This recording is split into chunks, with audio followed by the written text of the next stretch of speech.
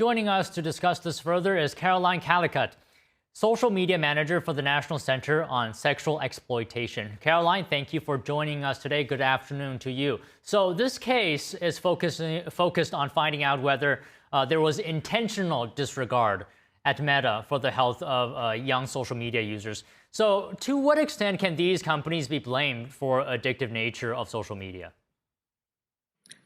I think this watershed case draws to mind early tobacco litigation.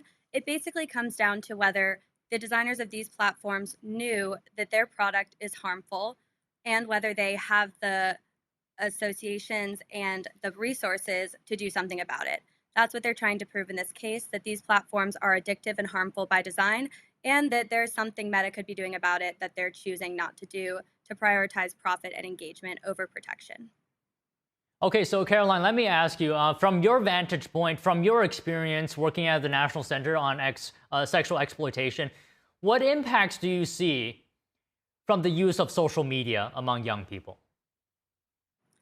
I think as a social media user myself and as someone who works on social media daily, it's easy to see the impact that social media, particularly the harmful and targeted algorithms and ads, have on young people.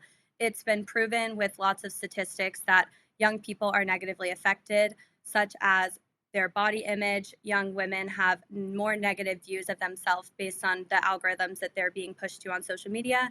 And young children are just very vulnerable. So, specifically targeting them on social media will have an impact on how they see themselves and how they interact with people online in years to come. So you said earlier this could be a watershed moment. What do you foresee as the impact? Could this be a turning point? How is this going to influence how we allow online products and services to be marketed to children? I do believe this is a watershed moment, especially if Meta is held accountable. This is just one small step in holding these big tech companies accountable for the harms that happen on their platform. Like I mentioned, big tobacco, lots of other corporations in the United States are have these guardrails set up to protect people from the potential harms of their platforms. I believe this is just one small step that we can start to hold big tech accountable, have them make better safety protections and accountability protections for their platforms and the people that use it. Okay, can you just give us some tangible things that, in your view, would actually, help children? Some things that you would like to see implemented on these platforms, like Instagram and Facebook, to protect young users. Right.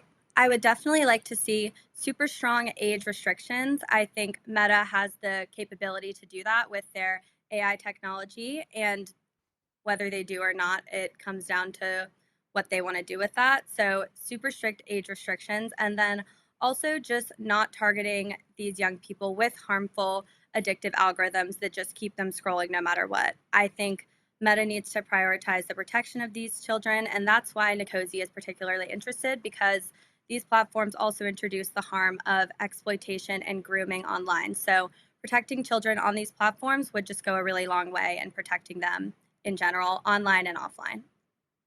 Do you think parents play a role here? What is your view on what parents should do? Parents definitely play a role. I mean, parents can try to impact how their kids use social media and if they use it, but I think it comes down to both parents being held responsible and big tech for this as well, especially big tech because it's their products and their platforms. Once kids get on those platforms, parents really don't have much control over how it's used, so that's why it comes down to this big tech liability and accountability. Okay, maybe just one final thing here.